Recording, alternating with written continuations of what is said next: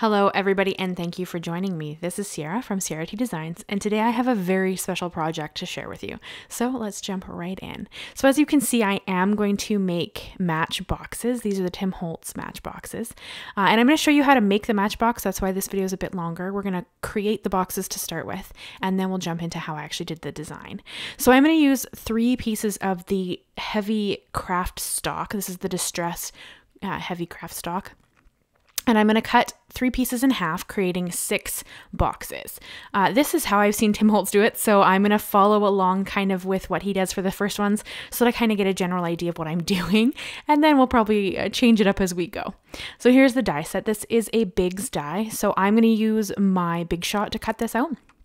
And it cut like butter, like it was stunningly amazing, the cuts. So here it shows you what sandwich to use for this. So I am going to use my Big Shot. So I've cut out my cardstock. They fit perfectly on there. That's just a half sheet.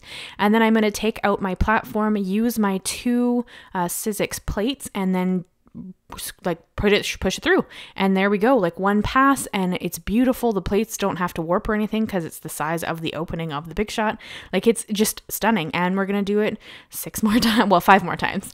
So I am gonna design 5 boxes in this video. I'm going to do 5 videos of 5 boxes. So this is an advent calendar gift for my husband. I am filling them with things for him, love notes, quotes, anything fun that I can find that's special that I can make for him. So we are starting out with the first 5 days, and we're going to use craft stock for that. And then as we advance, we're going to do some different techniques and different designs throughout this. So these will be going up every Thursday in December, and I will have 5 full videos for the series as we do boxes 1 to 5, 6 to 10, 11 to 15, 16 to 20, and then 20 to 25 or 21 to 25, however that works out. But I am doing sets of 5. So normally in an advent calendar would end on the 24th, but because I'm doing 5 designs each, it will end on the 25th. So he gets a special one on Christmas. So I am just going to reinforce the folds here. Now, this is the first time I've made the box, so I don't know that I'm going to make it correctly, or if there's even a wrong way to make it, but I'm not going to speed up the video. We are going to go through this a bit slowly so that I can show you how I made them in case you want to see how I made them. Now, I'm a bit over the top, I think. I've seen Tim Holtz's video when he made them, and he didn't add as much glue as I did, and he didn't I'm going to use binder clips to do some stuff here because I just don't want to fight with things. But, I mean, use what you have, use what glue you have, that kind of thing. I started out using Distress Collage Medium. You're going to see here in a second when I jump into actually gluing things down. This is just me trying to figure out how I want the flaps, because you could theoretically have them sit out if you wanted them to. I'm going to choose to fold them under. I like a very finished look, so that's what I'm going to do. So we're going to start with the kind of part that holds the little box, and I am using Distress Collage Medium here. I changed to Nuvo Deluxe glue just because I find that for me, I don't know if it's my climate, I don't know what it is, but my Distress glue takes a long time to adhere, and I don't have 20 minutes to sit there and hold every flap while I'm waiting for these to adhere. Like, I'm making 25 boxes, like, so you can see where I'm like, I'm not going to sit here and hold these forever. So I kind of have to sit here. And now with the editing, it looks like it takes seconds. It didn't, not for me. Like, I had to sit here and hold it for a while.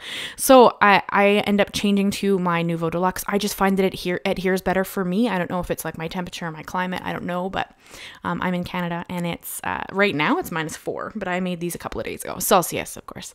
So I am going to adhere the sleeve part first, and I just lined it up. I did put the little part inside and had the bigger flap on the outside, which means you can't have it pushed all the way or you will have an angle on the box there. But yeah, so I'm just going to hold it. See, but I'm still holding it. Like, that tells you something, right? Like, normally you don't need to do this. Now, I am going to use some small binder clips. You can see them to the side of me there. So I started by adhering that first flap down flat to the box. These first ones are really easy. I'm also, while that's drying, going to adhere the glue on the 2 little tabs that stick out on the sides, just because while that is adhering, it was easier. And again, like I said, I'm making a lot of boxes.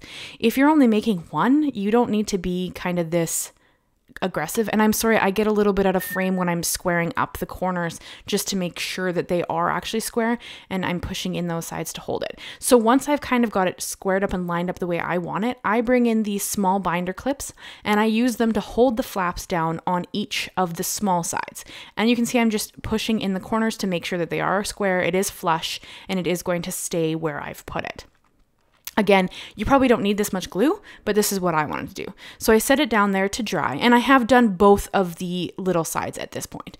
So now I'm just checking that my sides are going to fit nicely and that they're going to stay down with that extra flap.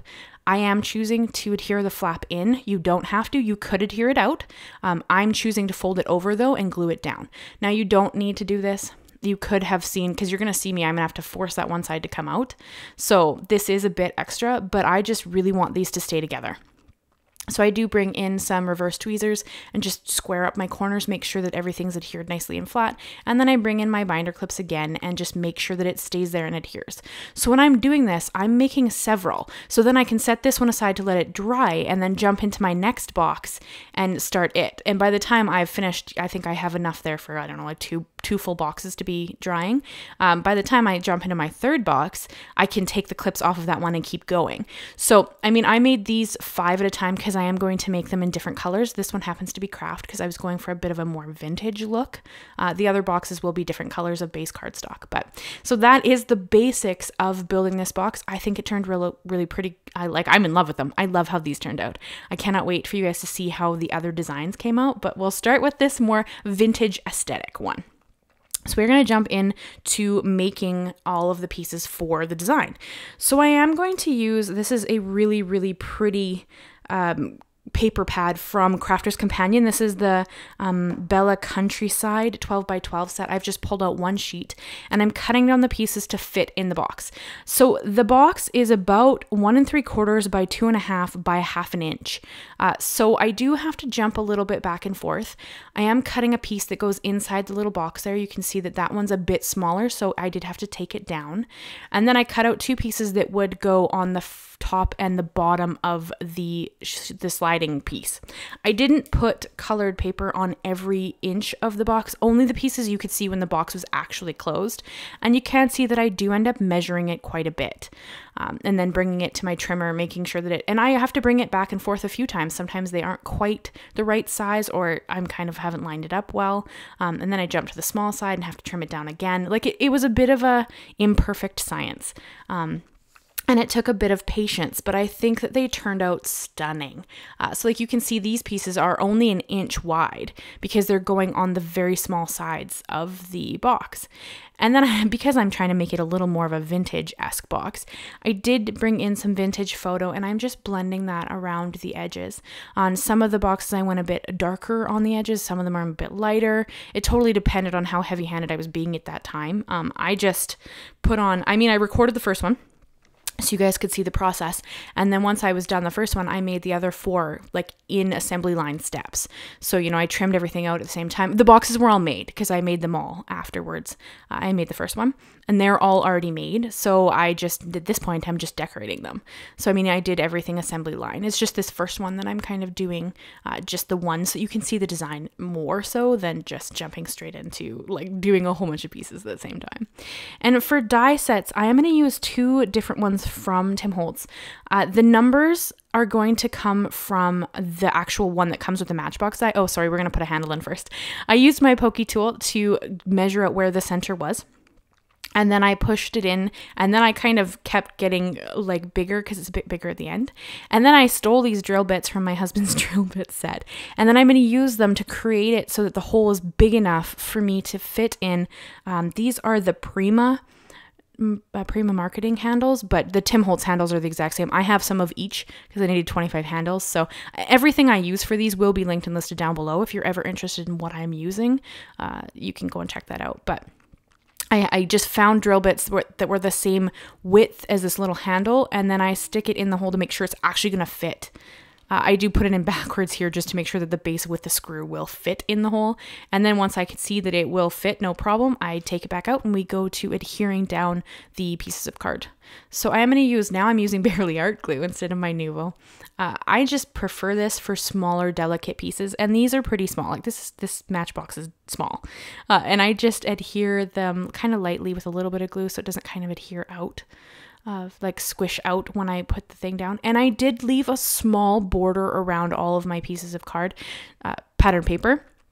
And just because I like the look of that craft and I wanted that little bit more of a brown around the edges, even though this pattern paper has a really pretty like rose color to it. You don't get to see much of it because by the point I'd cut them down, you don't really get to see it. But I think that they're really, really pretty cardstock. I might have to bring them in for a different design in this just because I love how they look. But I did leave little brown borders around, well, the craft cardstock around the edges of each piece of the pattern paper. And then for the one that goes over the hole, I adhere it down and then set it aside to dry. And then once the box is dry, we will go and poke that hole out so that I can put the handle on. And I am going to add handles to each one of these. You don't need to. You can open the box pretty easily, but I didn't want to fight with it. And I didn't want him to have to fight with it. So I put handles on. I'm going to put handles on all of them. So, and then here you can see that I'm going to run my die cut pieces through my Gemini. As I said, I'm going to use the circle piece and the number from the Matchbox die set. There's a few thin dies that come with it. I'm going to use those. And then I also brought in the Tim Holtz, it was the Vault Christmas series for these little stars. And I'm cutting them out of a champagne glitter cardstock for the big star. And then Tim Holtz Kraft cardstock, the Metallic Kraft, is for the little stars. And then I have a champagne glitter cardstock for the number and the little circly bit that's going to go around my cream piece there.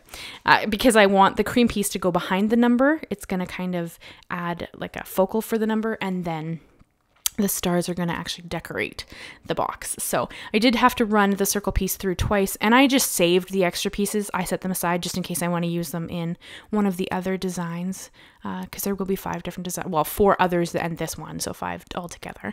And then those are all my pieces. Now I'm going to show you how I put the star together. This is a little difficult because it's so small, and I have long nails and big fingers, so it's a little hard to see, but I folded it on each score line, like throughout the whole star. I just went around kind of in a circle and folded each score line between my thumbs. And then once they were all folded, I folded back the little pieces that are on the top of the star, which is what you use to adhere them down. And I'm sorry I'm showing you on the small star, but the glitter star was a nightmare. The glitter cardstock really didn't want to fold on the score lines, and it actually cracked in a few areas. So I had to doctor it a little bit with some glue and kind of try to fix it up. So I didn't use that one to show you simply because it was super difficult. My head was in the way, like it was just too hard for me to show you. And then once all of it was folded back, I would pinch it between my thumbs to create the actual point in the center. And then here we're going to add the handle. So once the box, like all the glue is dry at this point, so I take my pokey tool and I just poke it back through the hole, and then I bring back in the same little drill bits because the hole is already in the really thick cardstock. It's just the thin cardstock, the pattern paper that's on top that now needs the hole put in. And we can actually go and put the little handle on at this point because we're not going to do anything else to the little pull out piece of this box. So I just screwed that on and then adhered it there, and then you can see here where it just goes in the box beautifully. Like, it's just such a neat idea. I'm so glad Tim Holtz came out with these dies. And when I saw him announce them, I knew that this is what I was going to do. Like, I had this idea in my head that I was going to make this really cool advent calendar for my husband, so that is what I'm going to do with it. And then I brought in that little blender brush that just had a little bit of vintage photo left on the bristles, so I just used that to kind of take down that cream cardstock a little bit so that it wasn't quite as bright as it started out. And then I'm going to adhere it kind of to the left hand bottom corner. That's where the numbers are going to be for this design. And I adhere around that little circle because it's going to be flush to the circle. The little like scalloped edge is flush to the circle because it's the same die. I tried the smaller die and I didn't like it. It kind of created different border edges, so I chose to use the same die twice because there is a different circle die in that same set. And then I just cut off all of the excess that was hanging off of the side. I did have to trim it a few times because I didn't quite get it straight the first time. And then there is where my little number is going to go. And then I'm just going to adhere my little number on top of that little area right there. And I just think it's so cute. Oh, you guys, it's so cute. I love the scale of these boxes so much. I don't know what I'm going to do with them in the future, but I'm gonna have to make other things just because I think that they're so adorable. So then I'm going to, so for the big glitter star, I originally had tried to adhere it with some glue. It did not work because it is glitter cardstock, and glitter cardstock and glue is just kind of a nightmare. So I ended up putting really small pieces of Scor-Tape on the little fold back edges beside each peak and pulled off the release paper, and then I'm adhering them down here. You could try to use glue. It didn't work. I tried glue to start with, and I couldn't get it to adhere because it was such a small surface area. So the Scor-Tape did work, as you can see, because I did get that star actually adhered on. And then here I'm going to hold up a little star and just show you where the little tabs are that I ended up adding glue to. So here you can see I add glue to those little edges on the craft, or the like metallic craft cardstock, because this one will adhere, no problem. So I kind of line up where I want it, and then I get all the peaks down. And I mean, this is a smidge tedious, to be honest, because they're all very small pieces. However, the end result is astoundingly stunning, and I think that my husband's gonna love it. So here is the design for the first set of boxes. I hope you guys love it. I'd love to know what you think. I'd love to know if you think you're gonna check in on all 5 designs. Let me know. Leave me a comment, leave me a like, and I would love if you'd consider subscribing. I put up new videos every Monday and Thursday. Thank you so much, guys, and I will see you again very soon. Bye-bye for now.